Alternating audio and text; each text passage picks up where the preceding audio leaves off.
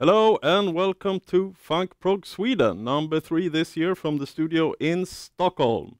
Warm welcome. First, I would like to welcome all our recurring meetup guests. Warm welcome back to Func Prog Sweden, and to all new viewers. Welcome to Func Prog Sweden. This is the meetup and YouTube channel where we explore functional programming. Languages like Haskell, Erlang, Scala, Clojure, and more. And we've also explored different programming languages like C++, Java, and more, and how you can do functional in other languages. With that said, let's head over to today's agenda. First up, it's as always a short intro by me. Then we'll head over to an introduction to OCaml by Sudha. After that presentation, we'll head over to lessons learned by Mikael Thunberg. But first, I would like to thank our video sponsor, Adabeat. Adabeat is an IT consulting company based in Stockholm and have an office in Ho Chi Minh City also. Most of the developers in Adabeat have a background in functional programming. If you want to know more about Adabeat, please check them out on adabeat.com or in social media. Then for the continuation, the schedule. In May, we'll have another meetup, and then we are also planning for another meetup in June. So 23rd of May, next meetup, and then in June, we'll have another meetup. If you want to support the meetup community, which of course you want to do, you should head over to Meetup and join the community, and you should follow us on YouTube and subscribe to our channel. And of course, join also our relatively newly started Discord server, Func Prog Sweden, where you can discuss with other people functional programming and the meetup of today. And also, if you want to get a t-shirt like this, head over to our merch store. You find the link on the meetup page or on the YouTube channel.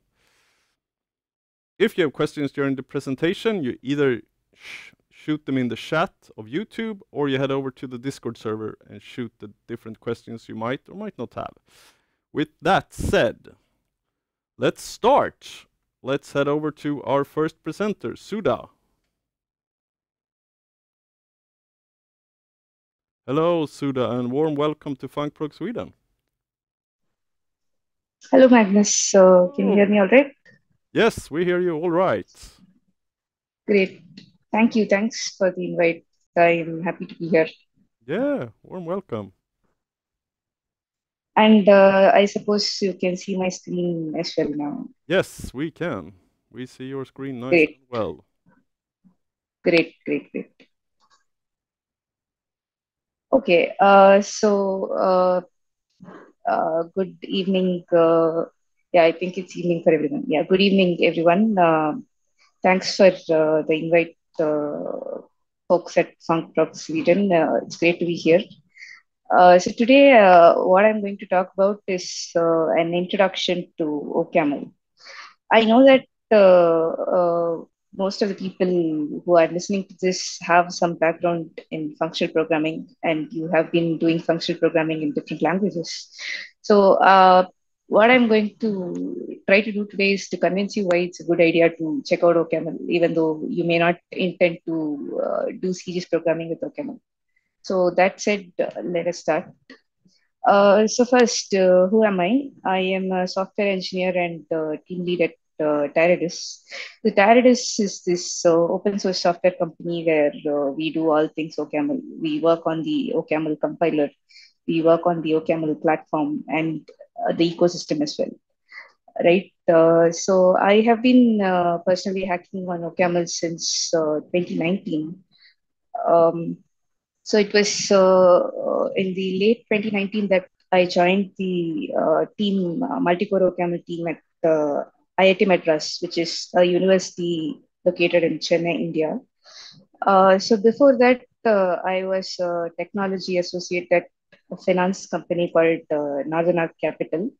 And even prior to that, I have a graduation in computer science and engineering from Chennai, India as well. So that was about me. So now let's get into the topic for the day. What is OCaml? I suppose some of you might have heard about OCaml in passing, or some of you might even be doing serious OCaml. But just to give a quick introduction to people who might be uninitiated, OCaml is an industrial strength functional programming language at its core.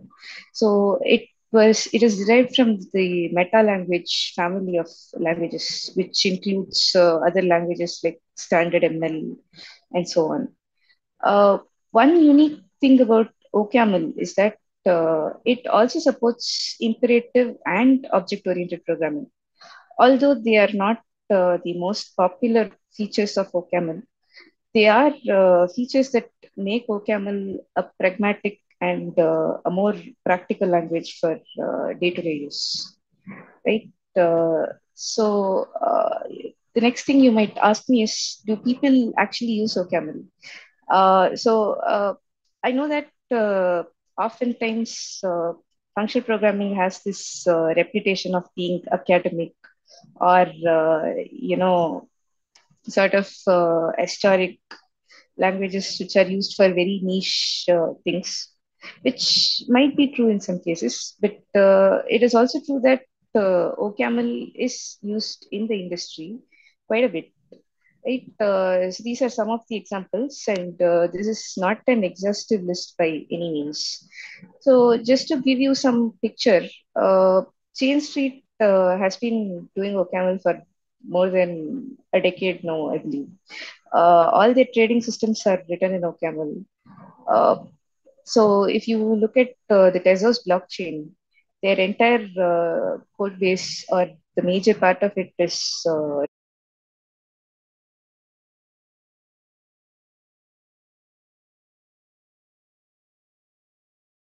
for anything, it's possible that you are running OCaml code, right? So there are other companies like Lexity is this finance company that's based in Paris. They also have a lot of their systems running on OCaml. And they also have a lot of their systems running on Windows, which is a unique combination because OCaml sort of has a reputation of not being easy to use on Windows, which is, I'm happy to say, changing quite a bit in the recent days. OCaml is also used at Meta, Bloomberg, etc. So Meta has quite a few interesting projects written on OCaml. They have this static analyzer. It's a static analysis framework they use internally for things like code reviews. They also have a extension of PHP, which has types, and that is also written in OCaml. And of course, Tarot is where I work at. We do a lot of OCaml stuff, and most notably, we have projects like Irmin, which is data store that's written in OCaml, and also Mirage and the ecosystem surrounding Mirage. So Mirage, in its core, is a unikernel operating system. There are lots of pure OCaml Mirage libraries for the network stack and so on. So this is just to give a picture on where and how OCaml is used, right? So with that, let's dive into OCaml. So this is just a very quick introduction of what is functional programming. I'm sure a lot of you might be familiar with this already. Right. So functions are treated as first class citizens. That's the essence of it. And this is inspired from lambda calculus. The lambda calculus is this way to express computing, which is was then proved to be equivalent with Turing machines. So lambda calculus was invented by Alonzo Church, who was the advisor of Alan Turing, who came up with the Turing machines. So Lisp was the very first functional programming language that was used. And this was the first version of Lisp was built by John McCarthy, who's also known as the father of artificial intelligence. So there are other functional programming languages which I'm sure a lot of you might know already: Haskell, Scheme, Clojure, Scala, etc., etc. So now another important question to ask here is why should I learn OCaml, or even why should I learn functional programming? So programming languages matter. They affect the way you think. This is a quote by Alan Perels, who was the first winner of the Turing Award. Uh, so Alan Perels puts it very nicely. He says a language that doesn't affect the way you think about programming is not worth knowing. So in the rest of the talk, I'm going to try to convince you why OCaml is worth knowing, right? So before we dive into that, I just want to point out something. Functional programming has, in the past, predicted future, going by the evidence we have. So if you look at some things that came into existence in functional programming quite a while ago, like take the first example, garbage collection. Garbage collection is the mechanism of collecting, freeing data that's not being used. So this makes the life of a programmer a lot easier, because the programmer is no longer expected to, manage the memory by themselves. If you're writing programs in something like C, it's on the programmer to manage memory with things like malloc or free, or any other allocator. But a managed programming language with garbage collection takes the burden off from the programmer. So in turn, the programmer becomes more productive in writing programs. This is a very simplistic way to look at it, but this is true for most practical purposes. So garbage collection came into existence in Java in the late 90s, 1995 to be precise. But if you see the origins of garbage collection, it was introduced way back in the 1950s in Lisp. A similar case with higher order functions. In fact, it took longer for Java or other mainstream languages to pick that up. Again, Lisp had higher order functions way back in the 1950s. Some other features that are becoming more and more famous in mainstream programming languages is type inference and generics. Again, that was introduced in 1990 by standard ML. So, if we are to go by this, it's possible that more mainstream languages start adopting more and more functional features.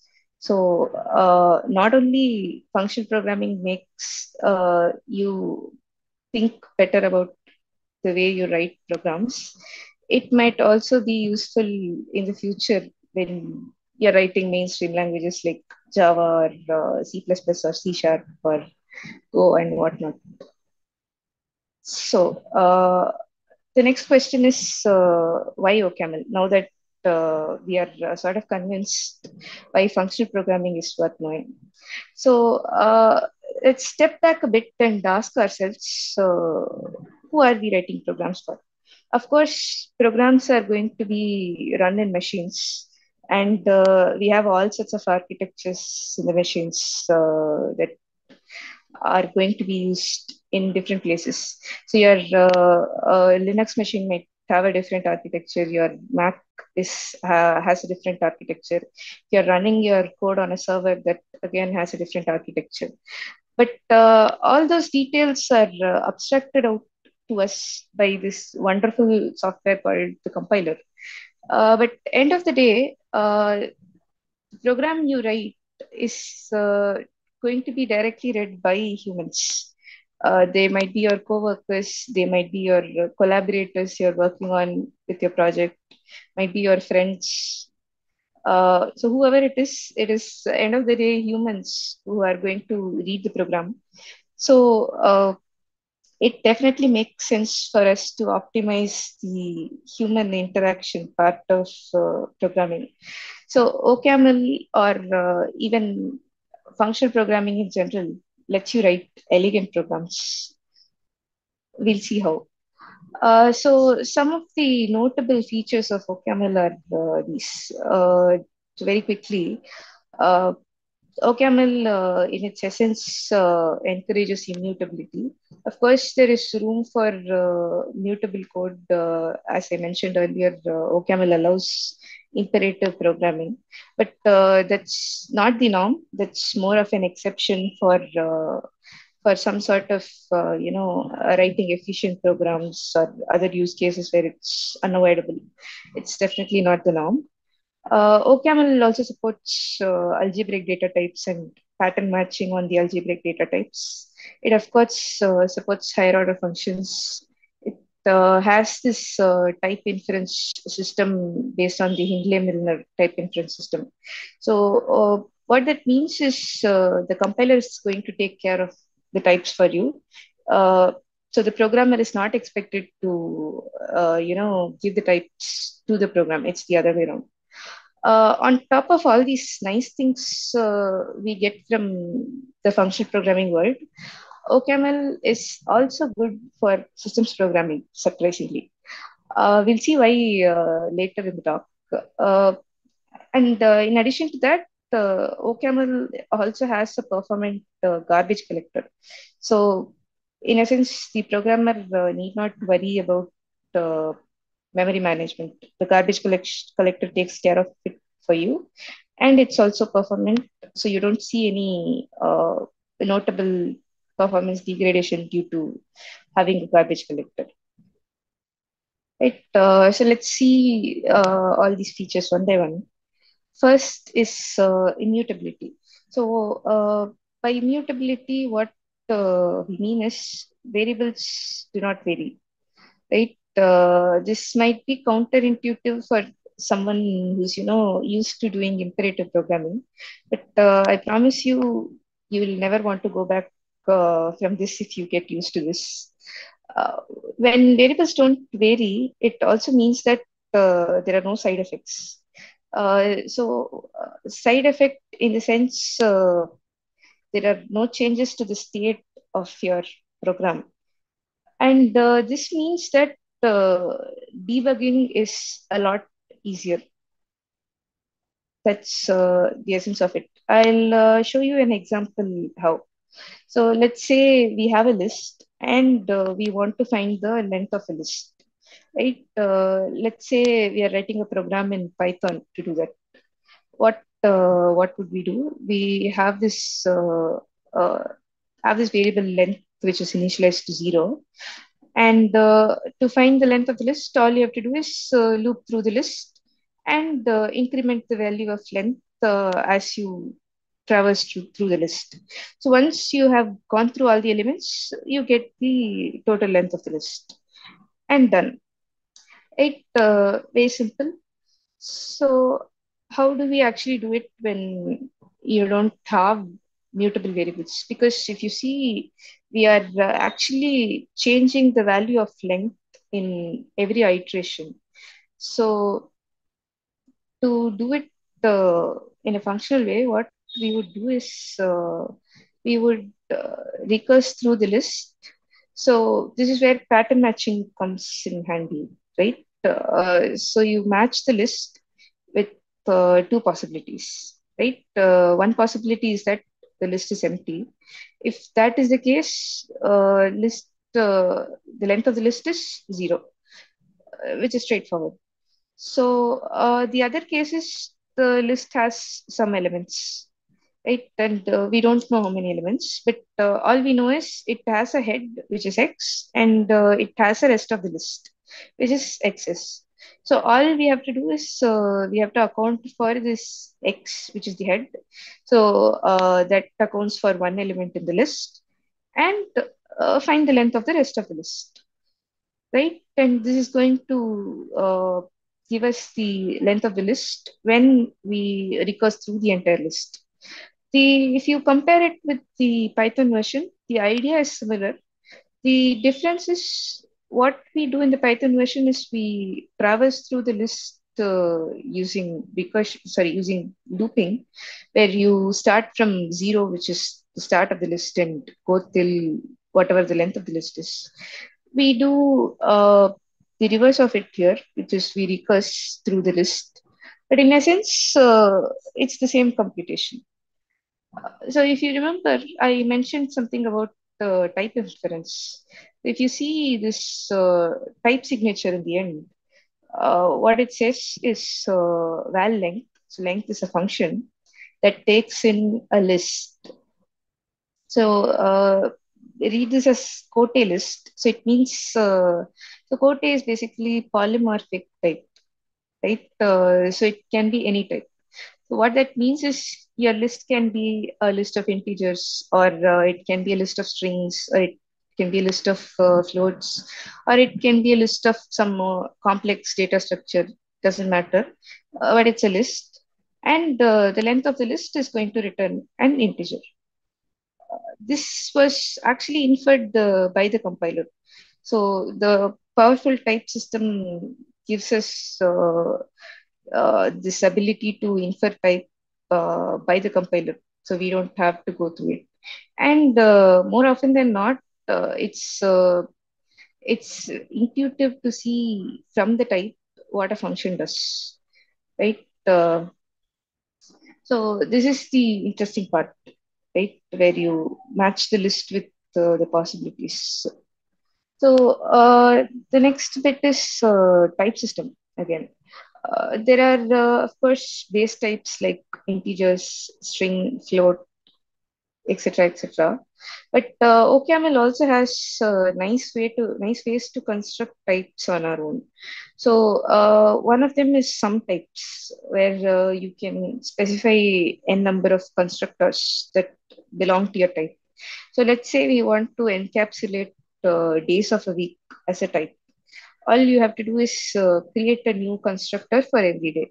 So if you see here, we have a separate type for Sunday, Monday, Tuesday, etc. So this is known as sum type, where every type has a distinct constructor. So there are also product types, which are, in other words, tuples, right? So let's say we want to represent a coordinate point in a type. So this can be done as a tuple, where you have a value which is a collection of float and a float. So the left float can stand for x-axis, and the right float can stand for the y-axis, and so on. But we can also construct more complex data types with the algebraic data types. So here's an example. So let's say we want to construct a binary tree. This is all you need to construct a binary tree. So you create a type alpha of tree.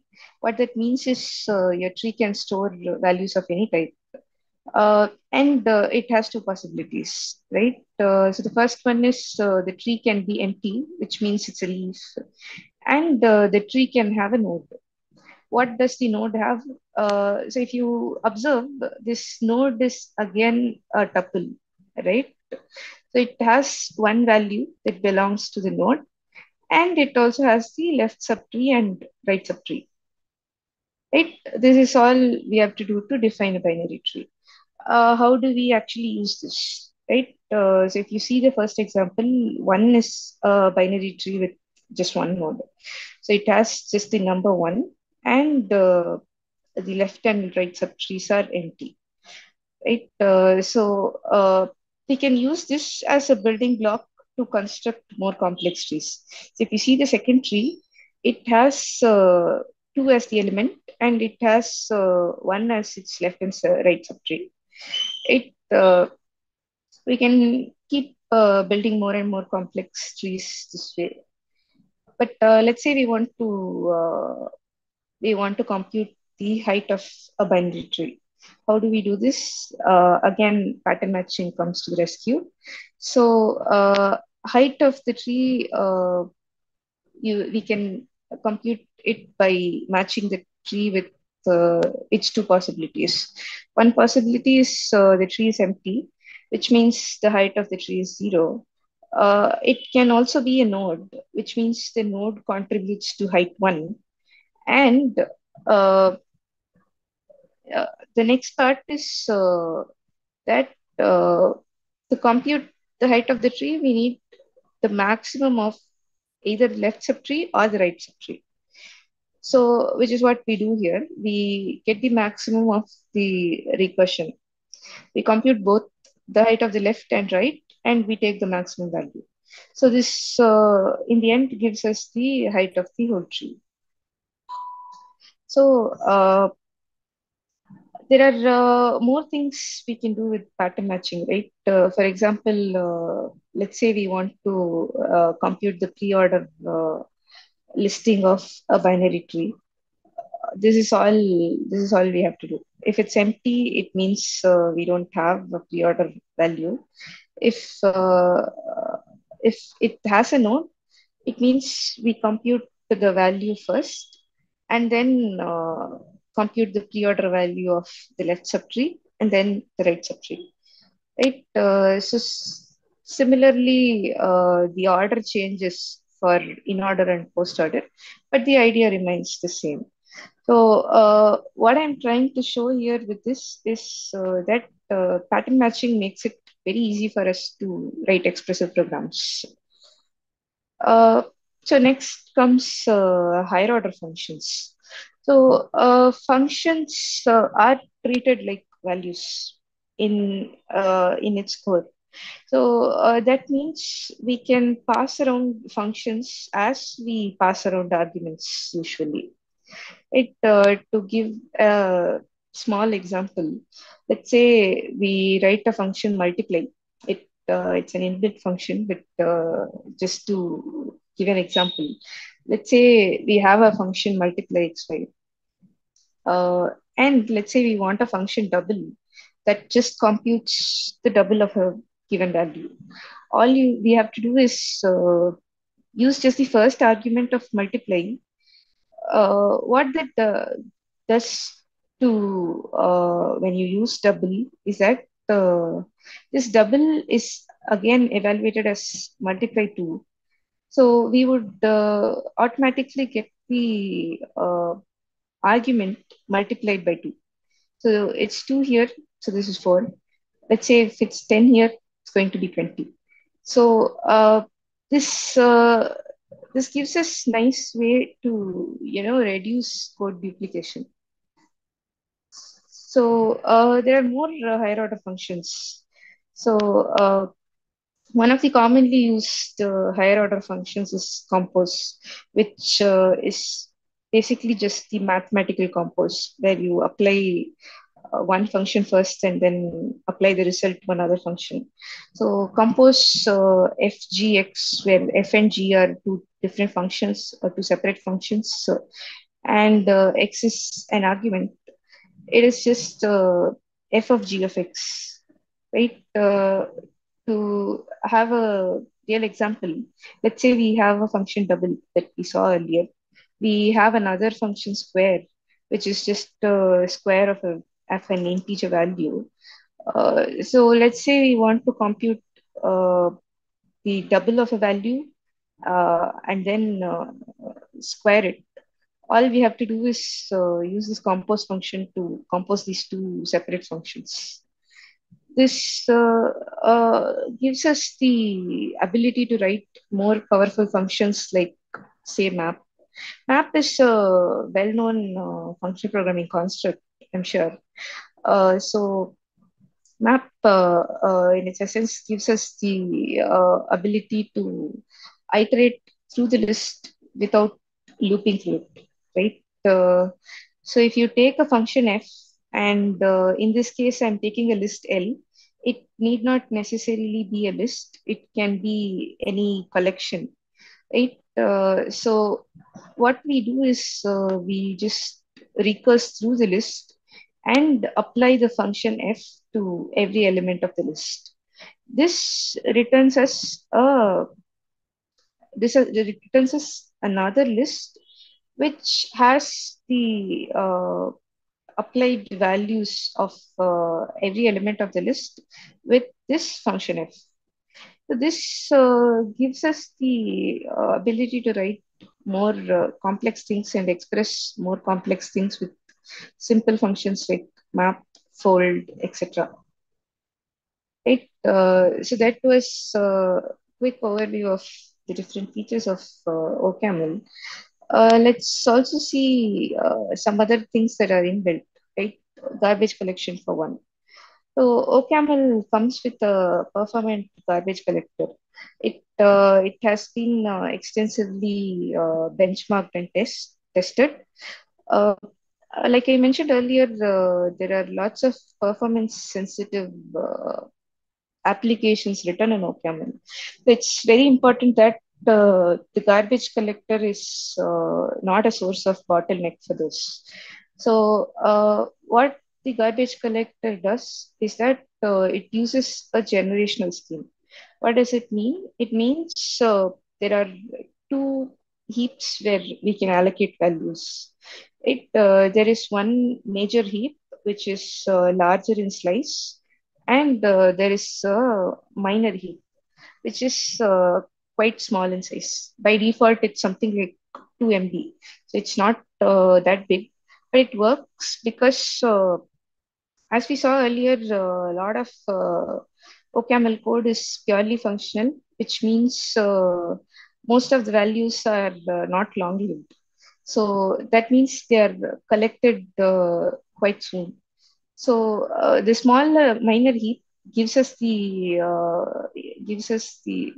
ability to do fast allocation and fast collection both. It has a very simple allocation scheme.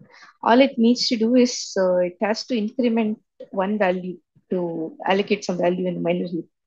And collection is again, it's a mark and sheet collector. The details are not important. It's quite fast. The larger values are allocated in the major heap, and also the values that are long lived in the minor heap are copied to the major heap. So, since the major heap is larger in size, the collection is done in slices. So, it's not done all at once. It's split into smaller computations so that the garbage collector doesn't put a stop to the program for a long time. So, this has been how it has been working for a very long time. Uh, Quite recently, December last year, there was a release of OCaml with multicore support, which was the OCaml version 5. It was a major bump from 4.14. So the difference between the two is, of course, multicore OCaml gives us the ability to write multicore programs, and it also ships with a multicore capable GC because unless we do that, we have the risk of slowing down the programs due to GC bottlenecks, which is not great. So I'll talk about multicore OCaml in a bit, but in a sense, this was the major challenge of multicore OCaml. Uh, and like I mentioned earlier, OCaml has this unique way of supporting systems programming from typed functional language. So it has first class support for Unix programming, and it also has a lot of concurrency libraries, monadic concurrency libraries, and direct style concurrency libraries. So to enable system programming, it has a highly performant CFFI. So it's practically quite straightforward to call C programs from OCaml programs. And a lot of C libraries have bindings in OCaml in effect. Why would we want to do that? Why not just use the C library directly? That's because writing OCaml bindings for the C functions is going to also give us the ability to use the strong type system that ships with OCaml. So it is like the best of both worlds, to put it in a simple way. Let's quickly take a tour through the OCaml platform. OCaml platform has improved quite a bit in the past few years. So the first thing is OPAM. OPAM is the package manager for OCaml. So if you want to install OCaml, this is where you start. I'm sorry I didn't paste the link here, but it's just one single script that lets you install OPAM in any system that you're using, no matter it's a Linux-based system or a Mac-based system or Windows system. So OPAM supports multiple compiler installations. And OPAM is also the single source package manager for your entire system. All the libraries are released in OPAM for wider use. So it's nice to have a single place where you can get all the packages that you need. Next comes the build system. So Dune is the most popular build system for OCaml. It is a composable system in the sense it's easy to use multiple projects together when all of them use Dune. This is an example of how a Dune-based project would look like. So this Dune project is what indicates the source file, which means this project name, whatever your project is, that's going to be the source. And this in turn has multiple things internally. For example, in this case, lib is the main place where you have all the library functions. Binary has the binary files. Test, of course, has the tests, and all of this is being managed by Doom.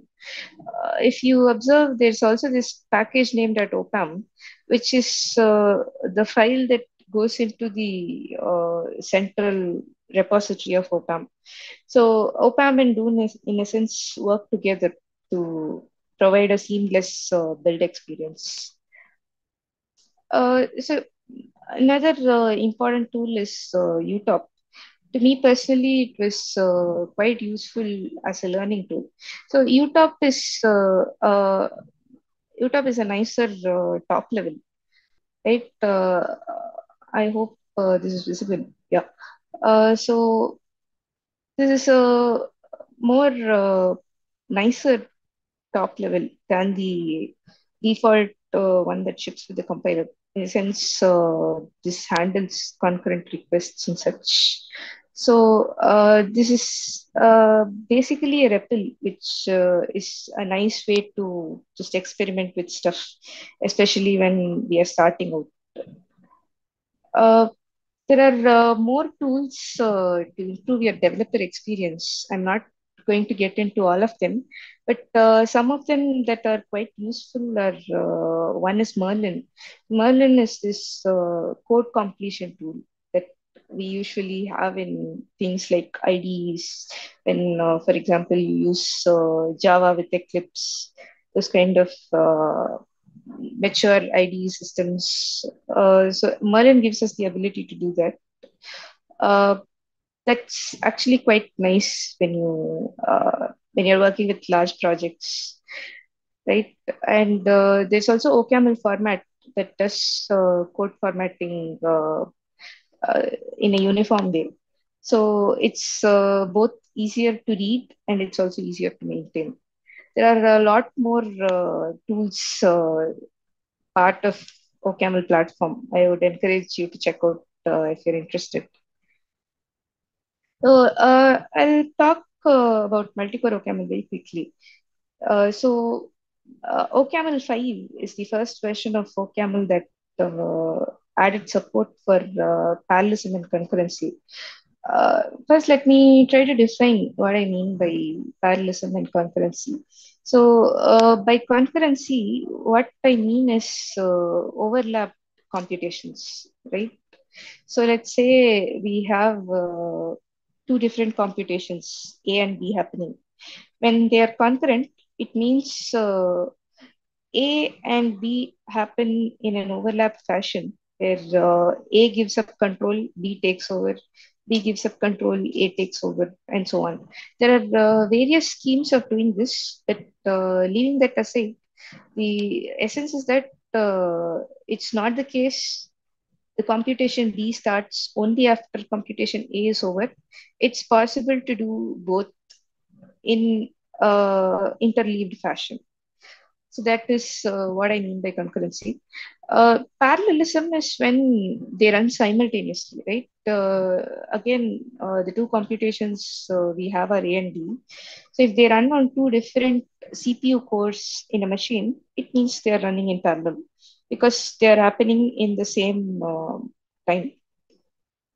So there are two different topics.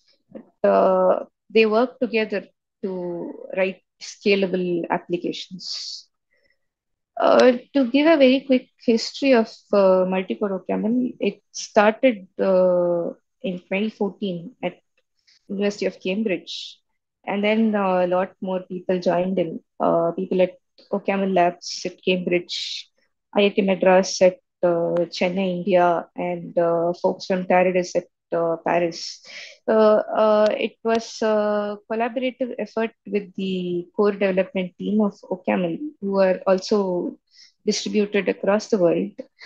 Uh, the major challenge was to develop a multi-core capable garbage collector and also to maintain backwards compatibility both in terms of features as well as performance.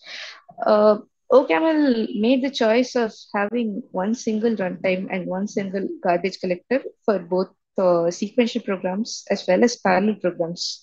This is not the case if you take, say, for example, languages like Haskell.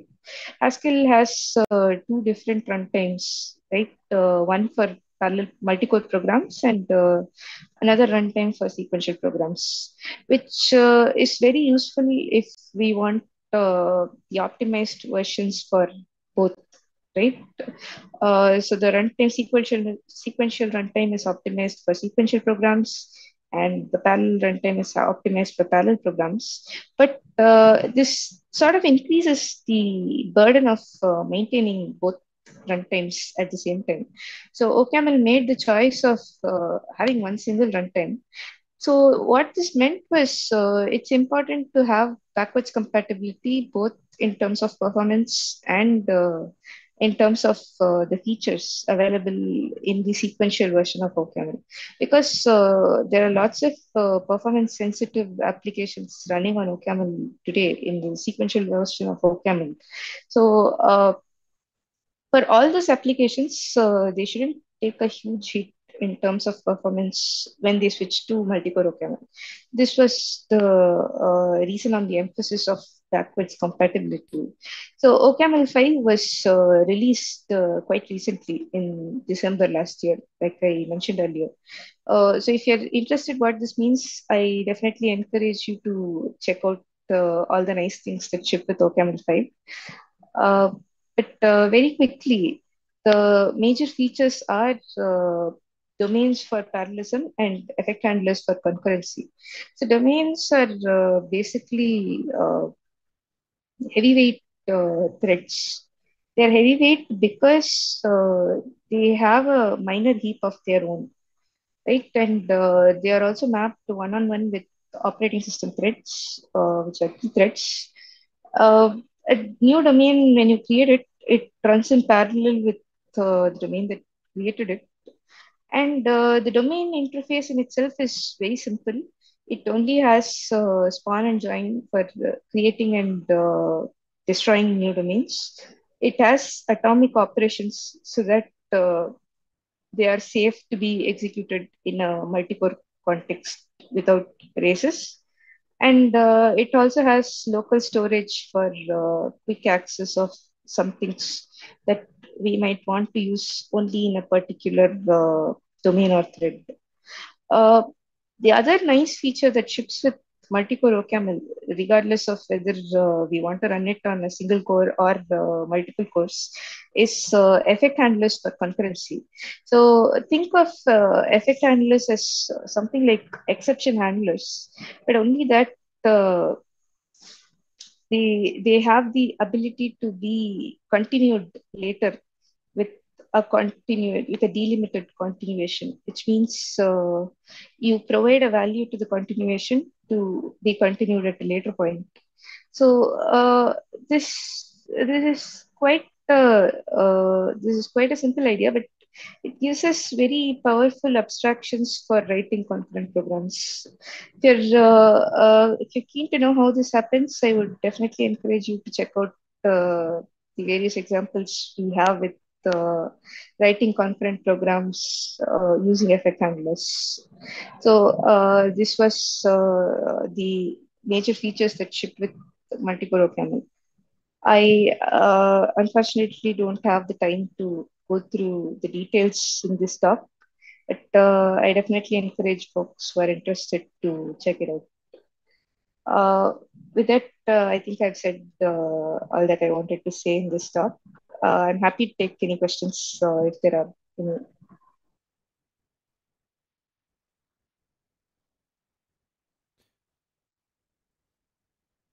Thank you very much, Sudha. Thank you very much for your Thank you. great presentation. Thank you. No questions so far in the chat. However, I have some questions. How come you started with functional programming and OCaml? What led you into that path? You mean me? Yeah. Personally? Yes, you personally. Right. Okay, so it's quite interesting in a sense. I used to do functional programming as a hobby when I was in my undergrad. Uh, so, but once I started working in the industry, I was doing something else. I mean, I was a Java programmer, but then I got the opportunity to work in the Multicore OCaml team, which is when I started learning OCaml, and I haven't gone back ever since. Totally understand. Have you tried any other functional programming language, or have you only gone with, or tried or worked with OCaml so far? Yes, I have worked quite a bit with Haskell, and for my own projects, I haven't worked anything professionally. I have also dabbled a bit with different scheme dialects, Clojure, and other more experimental scheme dialects like Racket. And there is one called Callisto scheme that's written in Python. Mm. I have used this basically to go through this book, Structure and Interpretation of Computer Programs, SICP. Yeah. Which is also something I would definitely recommend people to do if they are interested.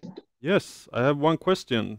Do you have any general feeling on execution performance between OCaml and GHC?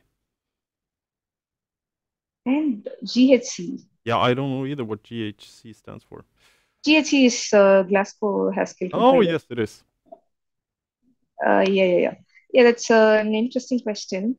I think we should be careful here in the sense we should compare apples with apples and not apples with oranges.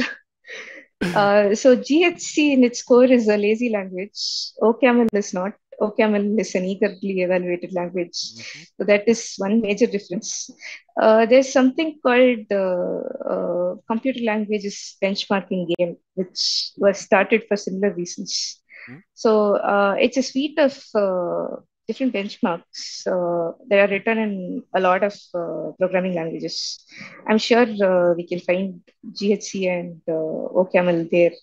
But again, we should be careful to compare apples to apples and oranges to oranges, not apples to oranges. So that is what I would add here. Yes. And another question, one of the meetup guests wonder, like maybe you said it, but he missed it. How do you communicate between threads in OCaml in a multi-core environment, or how would you typically communicate between threads in a multi-core OCaml? Right. So the multi-core OCaml comes with shared memory parallelism. That means the general values that you have are accessible by all the threads. This kind of gives you the ability to communicate between threads automatically.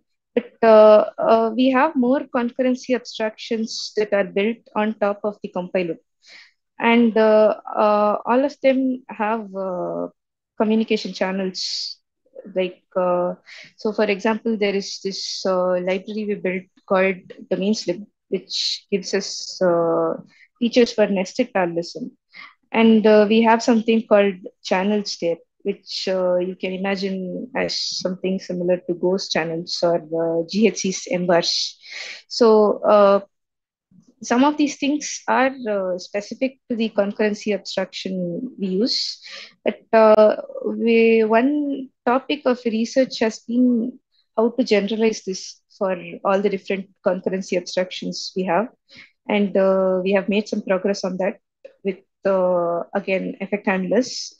So we are trying to come up with a generic solution for this, which should be used in practice soon. Hmm?